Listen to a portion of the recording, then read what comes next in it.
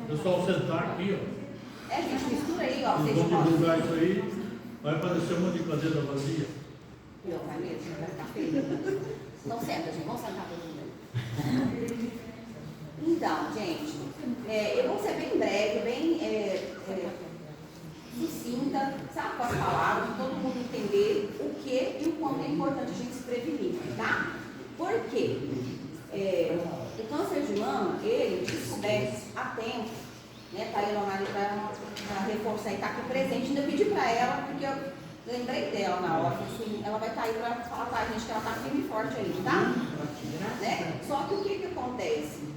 A descoberta muito tardia leva ao sofrimento grave e e a morte, né?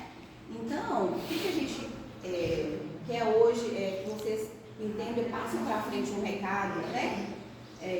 O quanto é importante a gente se prevenir, a prevenção, né? Aí todo mundo fala assim, mas qual é a melhor prevenção? É o exame somente? Não, né? O que é o melhor? Se tocar. Né? A gente fala que é fácil falar se tocar, mas é o melhor diagnóstico. Por quê? Você se tocando, você conhece seu corpo, você sabe quando tem alguma coisa errada nele. Né? A gente todos os dias, igual eu falo, todos os anos, como a gente vai se tocar, né? E tal. Gente, uma vez por mês, pós-menstruação, a gente tem aqui, as mulheres infelizmente têm aquele período, né?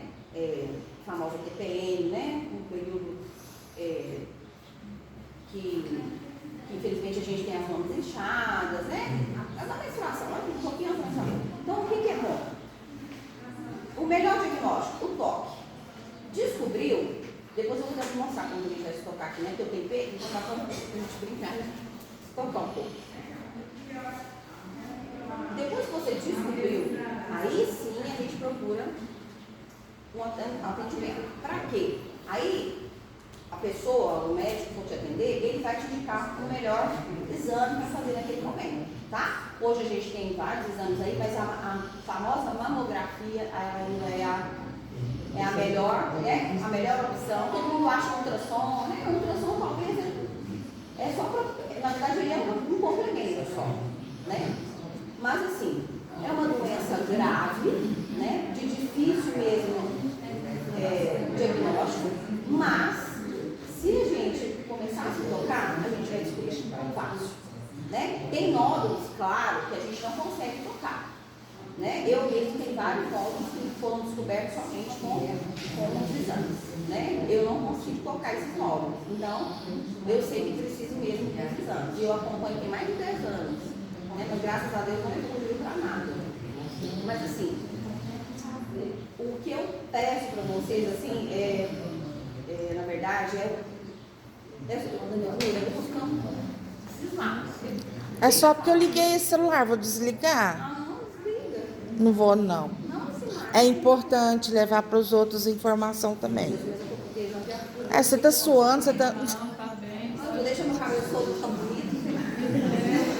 Mas eu tenho uma suadeira, eu vou amarrar. Vamos ventilar. Eu amarrar, eu vou suadeira lá, cara. Então, gente, ó, eu quero, assim, ensinar um pouquinho a vocês como se tocar, tá? É muito fácil. Às vezes as pessoas acham que é uma bobagem, né? E não é, né? Não é uma bobagem, né? Igual perdeu uma neta, quantos anos? 30 anos. 30 anos, né? Quantas pessoas aqui já tem mais de 30 ou tem menos de 30? E hoje, infelizmente, essa doença não tem escolaridade, né? Não escolhe idade, mas Nem somente sexo. E aqui? Vai barrer tanto nome de câncer de mama. Pois é, eu ia falar isso, até o doutor, a gente comentou sobre isso, né? Mas vai ter homem misturar, tal, existe? Mas eu nem sonhava isso, é verdade? Verdade. Até eu com o Léo, a gente comentou, eu falei, mas vai ter um homem junto? Gente, acontece muito câncer de mama em homem, né? Gente. Acontece. Na verdade, eles têm umas glândulas maiores, assim, sabe? E essa palpação precisa também acontecer neles. Quando você vê e percebe, igual o meu ex-marido, por exemplo, ele tinha uma mão maior que a outra, ele fazia um acompanhamento, né? Para ver se não tinha nódulo, né? Até ultrassons chegou a fazer na época. Porque começou começou a crescer muito rápido uma mama, né? Mas era hormônio e tal. Só que existe em homem também. Que Mas mais importante isso? que eu quero passar para vocês é que é uma doença grave que mata e é hereditário, infelizmente, o câncer de colo e o câncer de mama, né? A dona Maria está aqui e ela me fala, a neta dela, porque eles são parentes próximos. Não só, a gente tem sim cuidado de mas os de mama e os de colo, geralmente eles são mais comuns no familiar. Tanto que a gente faz essa pergunta quando a gente está coletando preventivo e quando a gente vai fazer um pedido de mamografia. A gente pergunta se tem caso na família, não sei se vocês já fizeram, algo que todo mundo já fez. Então a gente sempre pergunta, né? Então eu queria só ensinar um pouquinho para vocês como se tocar, tá? Não é pra ficar com vergonha não, porque na verdade você não vai fazer isso na frente de ninguém. Eu vou fazer aqui, mas Só mostrar como só mostrar, não vou tirar roupa, tá? Vai ter que tirar, vai ter que fazer roupa. no banheiro. No banheiro, isso. No banheiro, por que no banheiro? Geralmente a gente desliza melhor as mãos, né? Na hora. Isso. Então, todas as vezes, como que a gente vai fazer esse toque? Todas as vezes que você for tocar alguma das mamas, você tem que colocar essa mão para trás.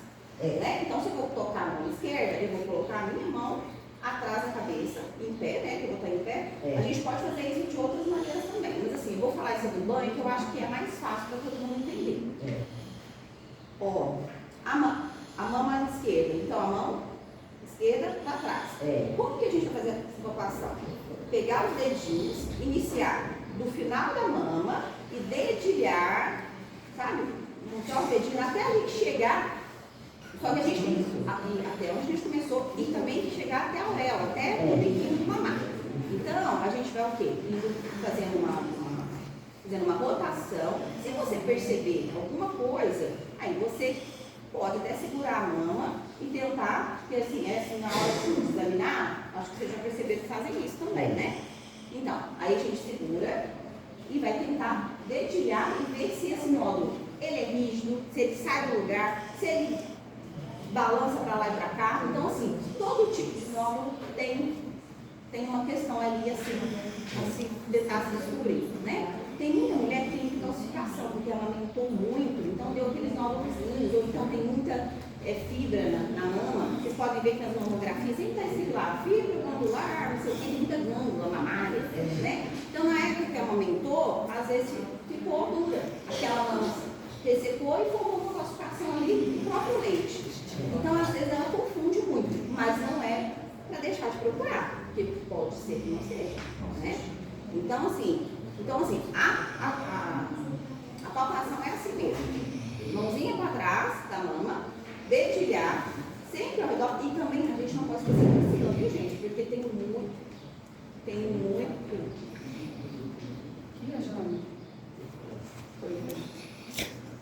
Dói a glândula ou não tem nada a ver? A glândula geralmente dói um pouquinho, mas isso aí tem que saber o motivo também. Às vezes não tem nada a ver, porque eu tenho uma glândula mamária acessória, eu chamo uma glândula mamária acessória. Porque eu tenho uma glândula enorme, né? Eu ia até falar cadeira assim, vocês acham de mim? E ela é enorme, ela dói um pouquinho, até tomo remédio quando dói, tá doendo muito. Mas, você fala, se dói, você toma remédio.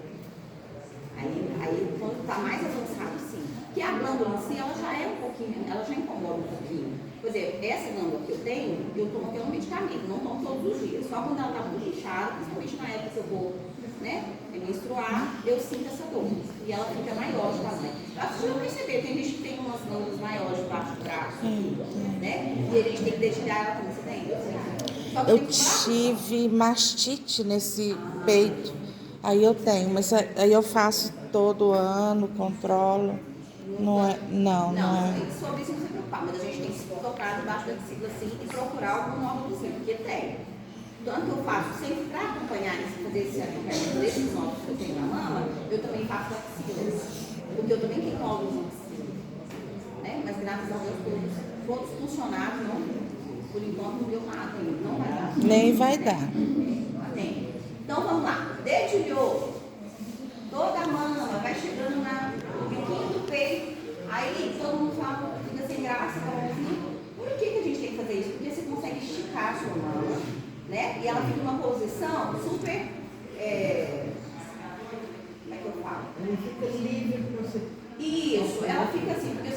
estica, né? A parte de baixo, a mama fica ali. Aí o que acontece? Dedilhou, chegou no bico do mamar, o que você vai fazer? Apertar, sempre apertar o bico do mamar para ver se não vai sair nenhum tipo de líquido, né? Tem gente que sai líquido até hoje, pós-vomitação, mas tem coisas que são normais. Aí começa, aí o que a gente tem que preocupar nas cores, aquele amarelo com odor, né? Porque assim, o odor já tem alguma coisa errada. Pode ser câncer, pode ser outra coisa? Pode. Mas aí a gente tem que investigar. O certo, gente, é que vocês virem e procurar ajuda. Entendeu? Qual o melhor exame?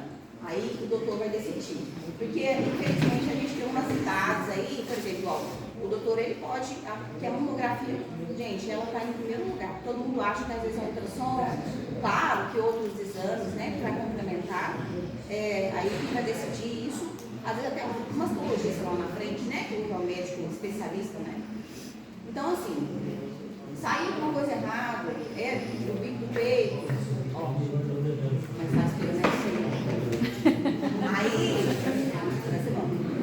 então prestar muita atenção sobre isso, tá? E a outra mama é a mesma coisa. Eu vou pesquisar a mama direita, então eu vou colocar a mão para trás, tá? E dedilhando, até chegar na auréola, a gente vai apertar para ver se não vai sair nenhum líquido, se não vai doer, se não vai achar nenhum nódulo estranho, né? E aí a gente correr atrás, se precisar. Mas é para fazer isso quando? Todos os meses, né, gente? Porque, infelizmente, uma coisa é impressionante. Porque para crescer, essa doença, ela é silenciosa, assassina, né? E aí a dona Maria está aqui para provar para a gente que ela venceu, está no tratamento até hoje, né? Graças a Deus. Então, assim, minha neta não deu muito de vencer, mas, pois é, então, provavelmente ela descobriu isso tardio, né? Você vê 30 anos, mas tardio. Estava assim, ela demorou um pouco mais até que ela conseguiu vários redes, demorou um pouco. Ela fez a primeira química, fez a rádio. Não, mas até descobrir. Como que ela descobriu o nódulo? Ela mesma? Ela mesma. Ela viu que tinha um nódulo e procurou ajuda. E daí logo já nasceu. Rapidinho já. Só que tem muito disso também. Aí você Não, fala, cresce muito rápido. agressivo.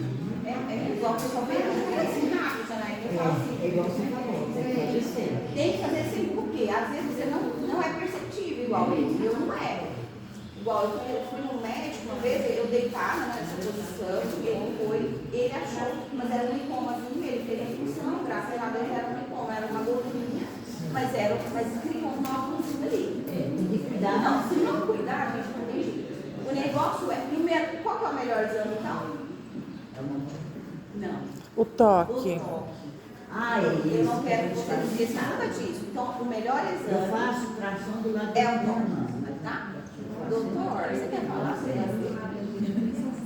Você tem que perguntar a nós, se nós quer que ele fala, nós quer, né, gente? Vocês querem escutar o doutor Daniel? Eu só ajudo ele aqui um pouquinho, porque eu converso demais. Eu tava um pouco, né? Eu sempre dou um bolão. Eu tô até derretendo.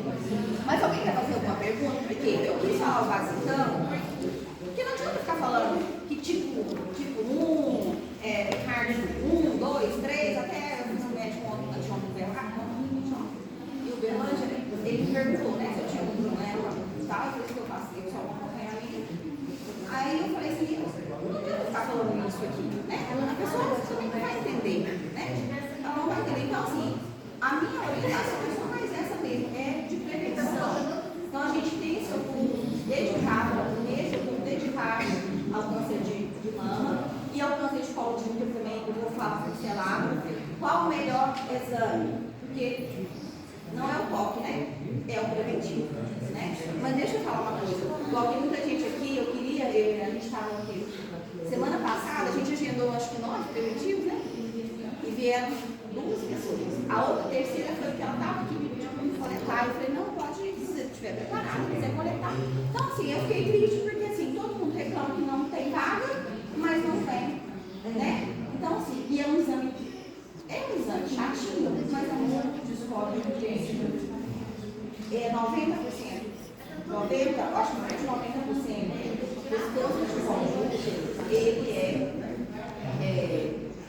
vir do HPV, tá? Aquelas verruguinhas lá.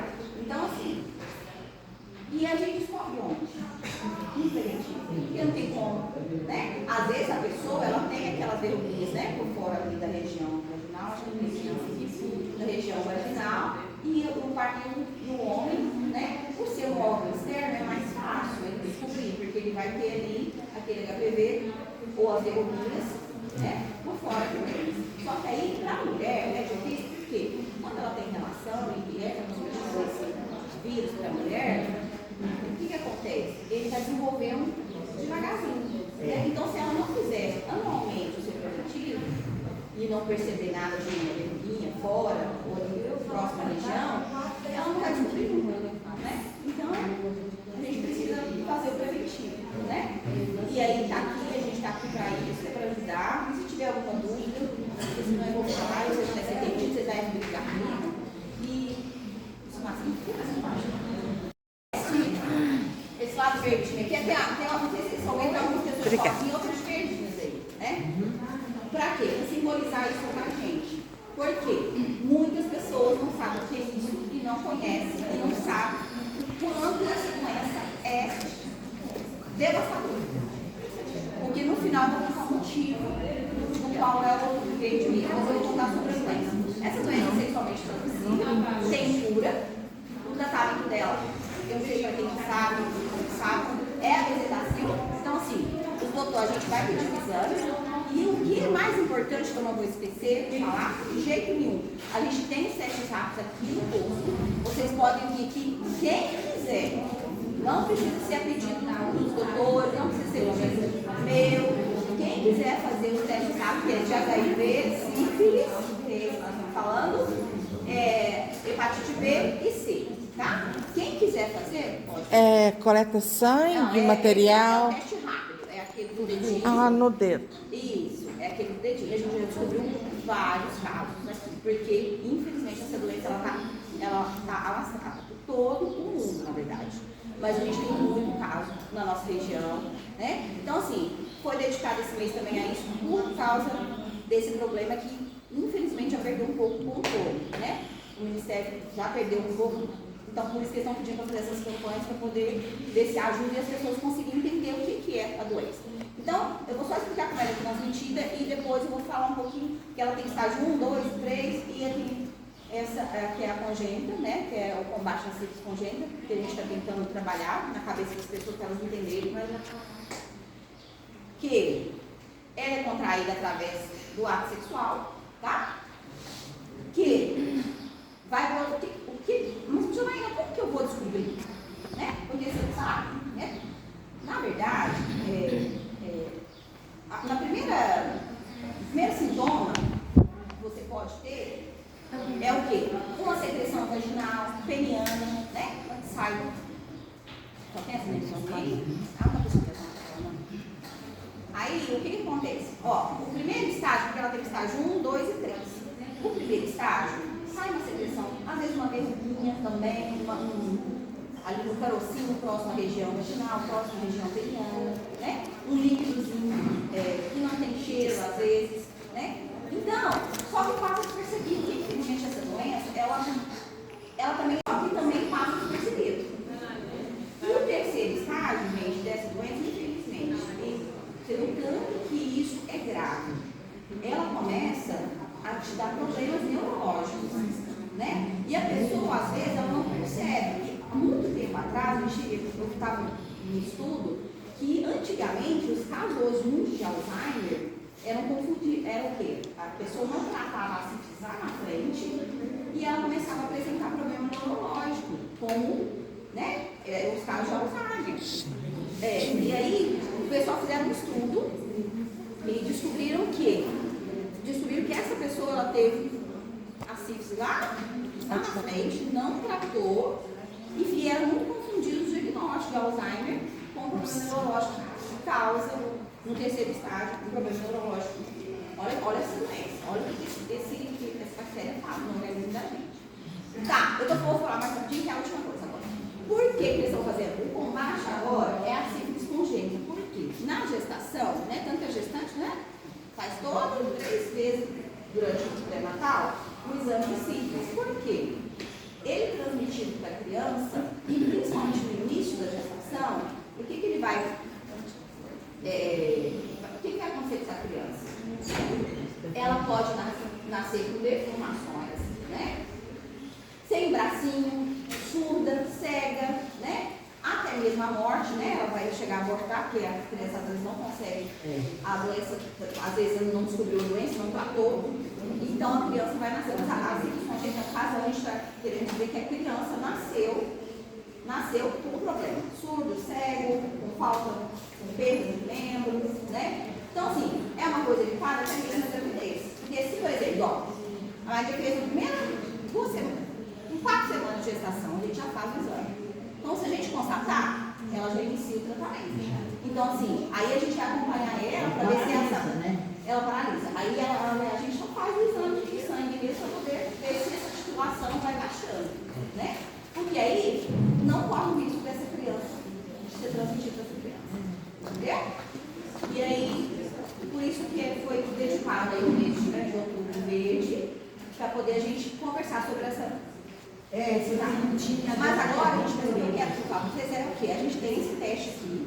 Quem quiser fazer é só chegar e marcar, tá? É só chegar e marcar. A gente tem os horários certinhos aqui.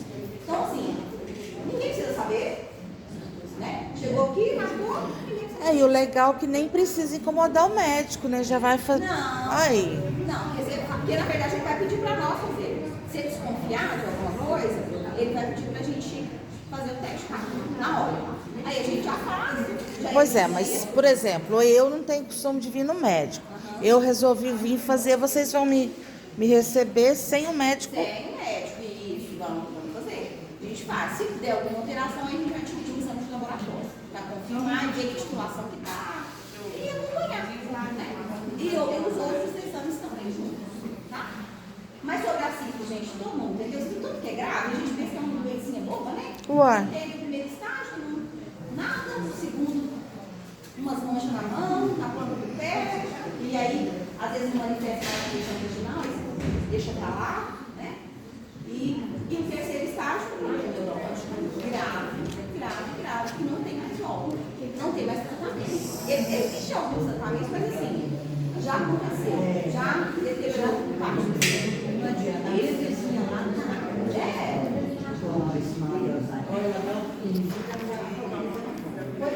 Assim, não é o cara, eu estou só comparando, mas assim, muitos diagnósticos foram mal, não é mal feito. Lá na frente ele não foi tratado, nem procurou. Nem procurou. Mas na verdade a gente também, quando a gente não sabe, a gente não mas pode fazer também, não custa nada, né? Não dá nada, não é? A gente tá pra isso. Gente, eu tava, eu tô suando, eu tô derretendo aqui, e me desculpa a demora, agora vamos ver. A parte melhor do negócio chegou.